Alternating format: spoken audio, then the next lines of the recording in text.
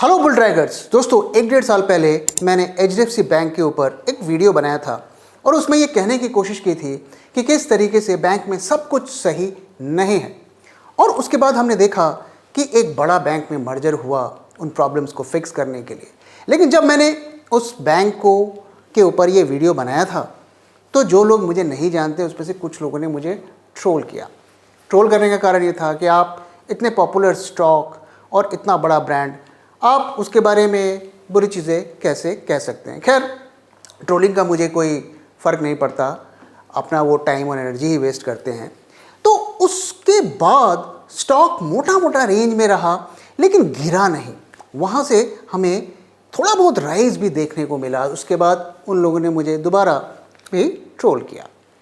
तो अब ये प्रश्न उठता है कि स्टॉक उस वक्त क्यों नहीं गिरा। अभी आप देखिए स्टॉक में हमें किस तरीके की गिरावट देखने को मिल रही है, और जब मार्केट ऑल टाइम हाई के आसपास है, लगातार नए हाइस को टच कर रहा है, ये स्टॉक अंडर परफॉर्म कर रहा है।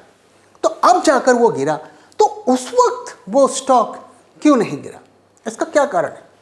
इसका कारण ये है कि अगर आप देखिए, अगर आप 1-1.5 साल पहले जाइए तो शायद ही मेरे अलावा कोई और एनालिस्ट होगा जो ये कहता होगा या ये कहा होगा कि इस बैंक में प्रॉब्लम है। सब बड़ी बड़ी डींगे इस बैंक के ऊपर हाँकते थे, लेकिन उसका क्या रिजल्ट हुआ वो आपके सामने है।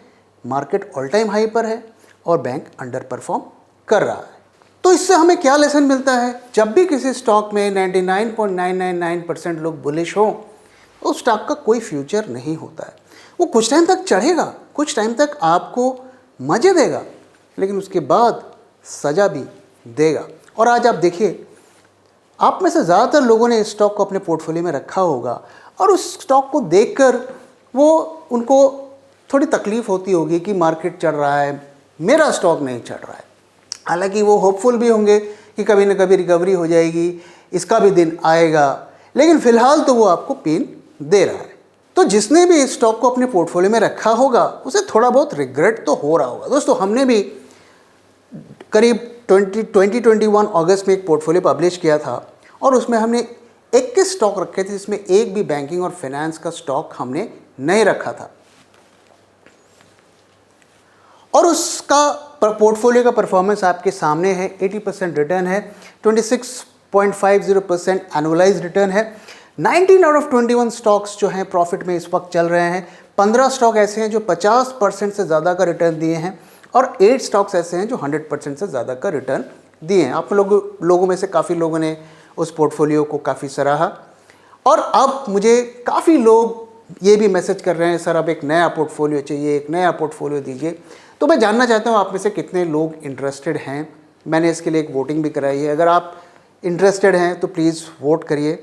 लिंक मैं कमेंट सेक्शन में डाल दूंगा और आप मुझे बताइए अगर इंटरेस्टेड हैं। तो मैं इलेक्शंस के आसपास जब थोड़ी क्लैरिटी इमर्ज हो जाएगी, मई जून के आसपास ही उसे पब्लिश करने का प्लान करूंगा। तो आप ज़रूर अपना फीडबैक मेरे साथ शेयर करिए। दोस्तों, जैसा कि मैंने आपके साथ शेयर किया है कि हम एक 2 दिन का एडवांस्ड ऑप्शन का मास्टर क्लास इवेंट ऑर्गेनाइज करने वाले हैं। ये कोलकाता में हो रहा है और 8 और 9 जून को हो रहा है। तब तक इलेक्शंस भी ख़त्म हो जाएंगे और आप ये 2 दिन का फुल टाइम प्रोग्राम होगा। इसमें हम एडवांस्ड ऑप्शंस जो कि प्रो लेवल की स्ट्रैटेजीज होती हैं, जैसे कि एडजस्टमेंट, आईवी बेस्ड स्ट्रैटेजीज, उनको डिस्कस करने वाले हैं। और इसमें जो हमारा मेन फोकस रहेगा वो ये रहेगा कि अगर आप पोजीशन बनाते हैं और उसमें आपको लॉसेस होने लगते हैं तो कैसे आप उसमें रिपेयर करें, एडजस्ट करें, ताकि वो आपके जो लॉस मेकिंग से प्रॉफिट मेकिंग पोजीशन आपकी हो सके। तो उन सभी एडजस्टमेंट टेक्निक्स को हम कराएंगे। साथ ही हमारी एक स्पेशल बैंक निफ्टी के फ्यूचर्स की स्ट्रैटेजी है जिसको भी हम इस वीडियो में आपको सिखाएंगे। तो ये प्रोग्राम तो 2 दिन का है, लेकिन ऐसा मत सोचिए कि इसके बाद आपसे हमारा रिलेशन ख़त्म हो जाएगा। इसके बाद हम 4 लाइव मार्केट में जूम कॉल्स भी कराएंगे, जिसमें आप लाइव मार्केट के हिसाब से अपनी क्वेरीज को रिजॉल्व कर सकते हैं। साथ ही कम्युनिटी का सपोर्ट भी होगा और आप हमसे हमेशा कनेक्टेड रहेंगे। तो ये एक रेसिडेंशियल प्रोग्राम है। अगर आप होटल स्टे नहीं लेना चाहते हैं तो हम अकॉर्डिंगली आपके प्राइजेस को उसमें डिस्काउंट कर देंगे। इस वक्त अगर आप अपनी सीट को बुक करते हैं तो आपको अर्ली बर्ड डिस्काउंट भी मिलेगा।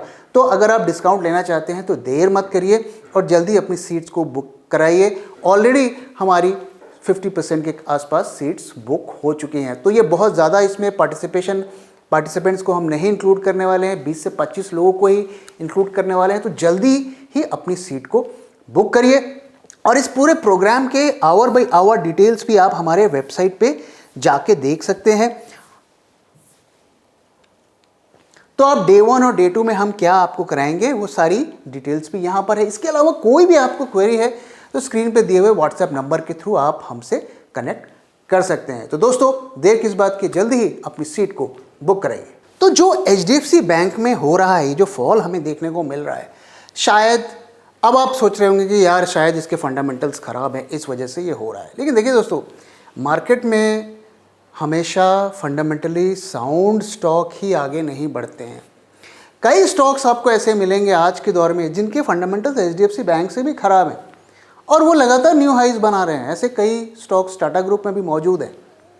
तो ये जो फॉल हमें देखने को मिल रहा है, ऑफ कोर्स फंडामेंटल्स का भी योगदान इसमें डेफिनेटली है, लेकिन बड़ा इसमें योगदान किस चीज़ का है, वो है हेवी रिटेल पार्टिसिपेशन। तो जब जनता किसी स्टॉक पे तुल जाती है कि मुझे इसको चढ़ाना ही है, तो उसकी कोई फंडामेंटल टेक्निकल कुछ काम नहीं करता है, वो चढ़ते ही जाता है। तो पास्ट में जो हुआ इस स्टॉक के साथ वो यही हुआ कि in spite of bad fundamentals, heavy retail participation की वजह से स्टॉक चढ़ता गया और अब भाई कोई खरीदने वाला तो बचा नहीं और फंडामेंटल्स की भी अब बैड न्यूज़ आने लगी। तो इस वजह से स्टॉक अभी प्रेशर में है। मैं आपको इसका एक दूसरा एग्जाम्पल दिखाता हूँ कि किस तरीके से रिटेल वालों ने एक स्टॉक को चढ़ाया लेकिन उसका क्या हश्र हुआ। ये गेम स्टॉक का स्टॉक है, आप सब ने इसके बारे में बहुत न्यूज़ पढ़ी होगी, बहुत चर्चा में था। तो इस स्टॉक में 2021 के आसपास लोगों ने मैसेज ग्रुप में जो मैसेजेस डालने शुरू किए और लोग due to some reasons Wall Street के अगेंस्ट में हो गए और उन्होंने इस स्टॉक को खरीदना शुरू किया अंधाधुंध, रिटेल वाले। तो मैसेज ग्रुप में लोग जुड़ते गए और लोगों ने अपना बाइंग करते गए और बाइंग करने के बाद देखिए किस तरीके से स्टॉक जूम किया। शॉर्ट सेलर्स जो इस स्टॉक में थे, चूँकि एक बैंकरप्ट कंपनी थी तो काफ़ी लोगों ने इसको शॉर्ट किया था। तो इसकी वजह से, और चूँकि एक पॉपुलर ब्रांड था तो लोगों ने बदला लेने के लिए इसमें खूब बाइंग की। तो बाइंग करते हुए तो वो बहुत अपने आप को हीरो समझ रहे थे। लेकिन देखिए क्या होता है, स्टॉक $80 तक चला जाता है, लेकिन अल्टीमेटली क्या होता है आप देखिए। तो जो लोग यहाँ पर हीरो बन रहे थे वो अब यहाँ पर ज़ीरो बन गए। तो इसलिए जहाँ पर भी रिटेल पार्टिसिपेशन होता है, जैसे यहाँ पर आपने एंट्री किया, इस जगह पर अगर आपने रिटेल पार्टिसिपेशन देखकर एंट्री किया तो यहाँ तक तो आपने मौज ली, आपको बहुत मज़ा आया, लेकिन उसके बाद ये आपकी सजा हुई। तो यही पैटर्न हमें HDFC बैंक में भी इस वक्त देखने को मिल रहा है। तो आखिर ऐसा क्यों होता है कि एक स्टॉक बैड फंडामेंटल्स के बावजूद भी चढ़ता जाता है, उसका प्राइस चढ़ता जाता है। देखिए दोस्तों, मार्केट जो है ना एक पॉन्जी स्कीम की तरह काम करता है, मोर और लेस। मैं इसे मार्केट को पॉन्जी तो नहीं कहूँगा, लेकिन दोनों का फंडा वही है। जब तक नए नए लोग आते जा रहे हैं, नया नया पैसा मार्केट में आता जा रहा है, मार्केट पंप होता जा रहा है, चढ़ता जा रहा है शेयर्स, क्योंकि जो नए लोग आ रहे हैं वो शायद इतना फंडामेंटल्स की स्टडी शायद नहीं कर पा रहे हैं। तो उन्हें जो भी सस्ता लग रहा है, जो भी कोई कुछ कह दे रहा है, उसके बेसिस पर वो खरीद रहे हैं और ख़रीदते खरीदते मार्केट जो है अनरियलिस्टिक वैल्यूएशंस तक चला जाता है। और अगर आप देखिए, पॉन्जी स्कीम भी ऐसी चलती हैं, जो वो पिरामिड स्कीम्स होती हैं, उसमें भी यही होता है।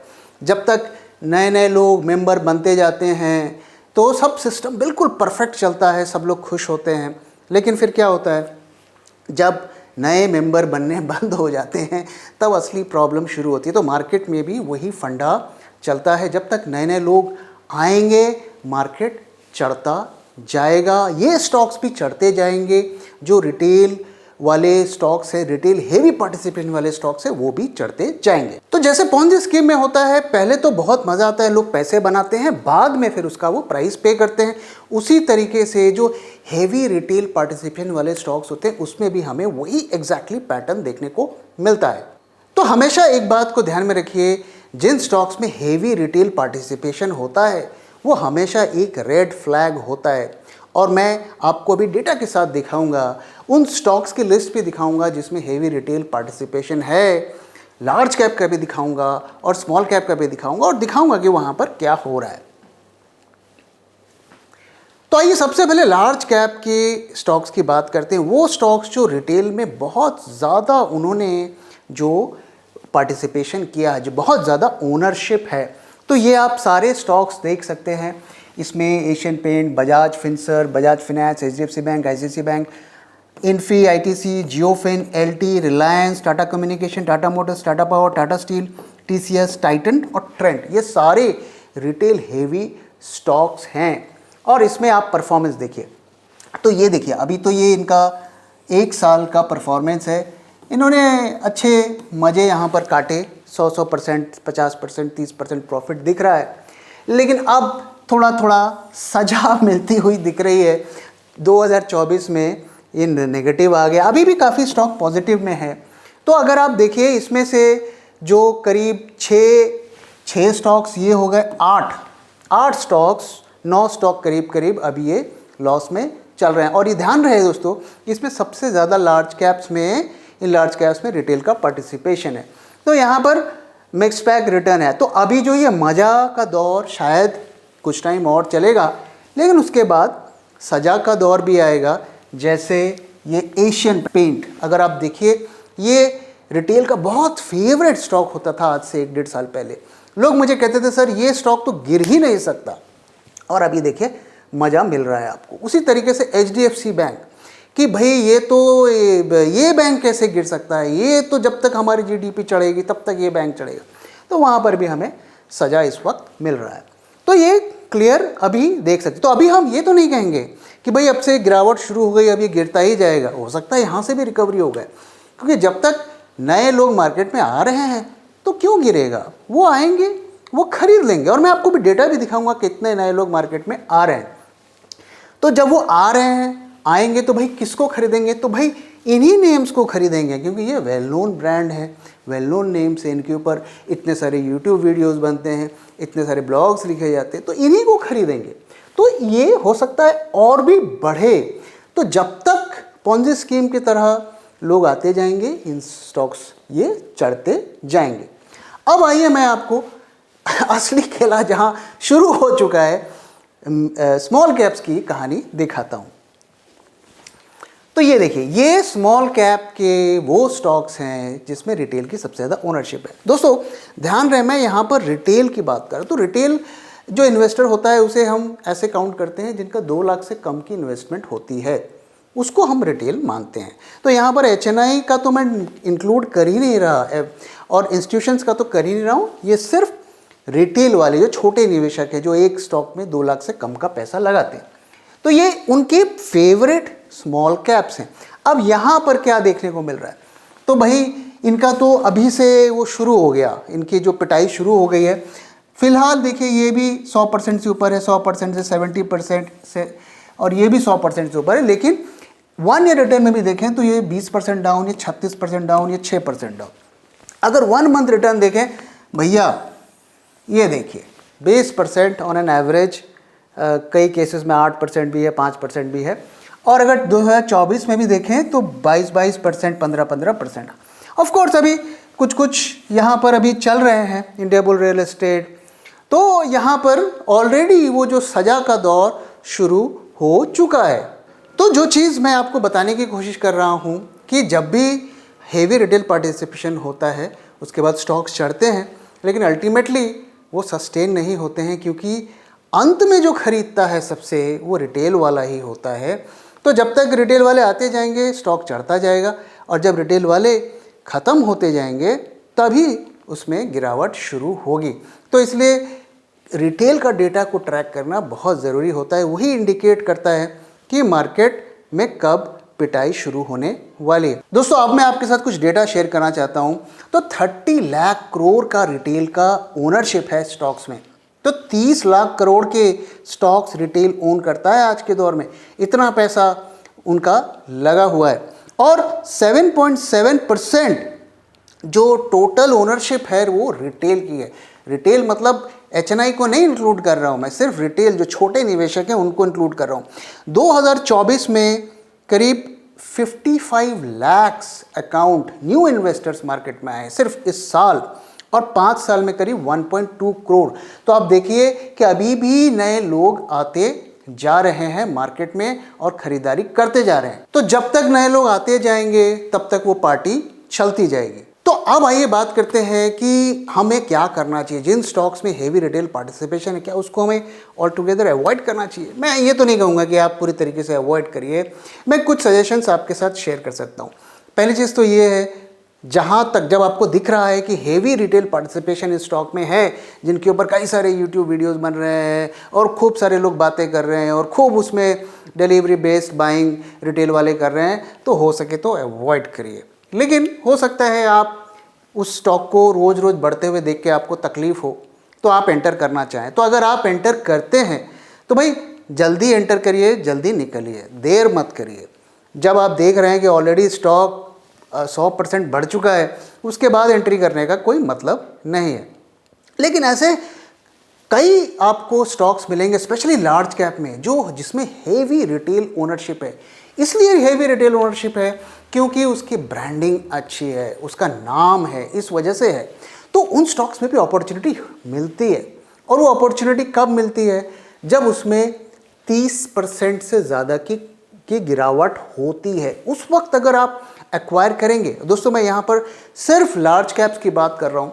30% का फिगर मैं इसलिए इस पर अराइव किया हूँ क्योंकि हिस्टोरिकली हमने जब क्रैश में देखा, जो भी क्रैशेस हुए हैं, तो लार्ज कैप 30 से 40% गिरते हैं, कई केस में 50 तक भी गिर जाते हैं।